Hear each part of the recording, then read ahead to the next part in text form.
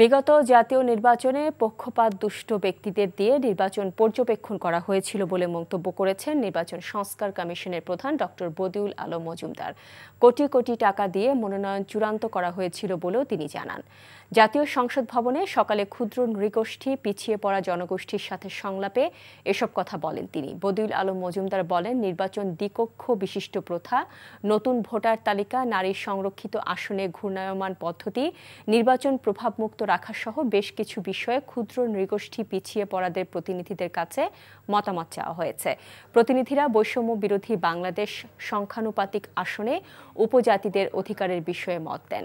Voter তালিকা প্রণয়ন করে সেটা স্থানীয়ভাবে যাচাই করে নেওয়ার পরামর্শ দেন তারা। আইন কানুন বিধিবিধান, অনেকগুলো আইন কানুন বিধিবিধান আছে নির্বাচন সংক্রান্ত, এগুলো আমরা পর্যালোচনা করেছি।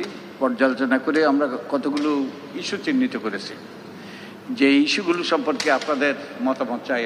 আমরা যেই সুপারিশগুলো করব, এই সুপারিশগুলো যেন আপনাদের এদেশের জনগণের, এদেশের নাগরিকদের, সর্বস্তরের নাগরিকদের, প্রান্তিক নাগরিক থেকে শুরু করে সকল স্তরের নাগরিকদের মতামত আমরা নিয়ে বিবেচনা করে আমরা এই সুপারিশগুলো পেশ করব সরকারের কাছে।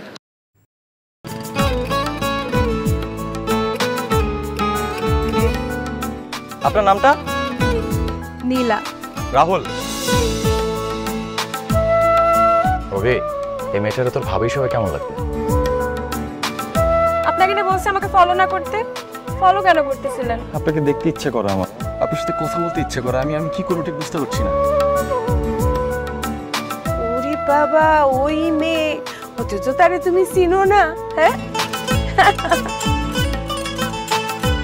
কি মায়ায় তাকাও তুমি, একটু দেখে চোখের খেয়াল, তোমায় দেখার তৃষ্ণা ভীষণ।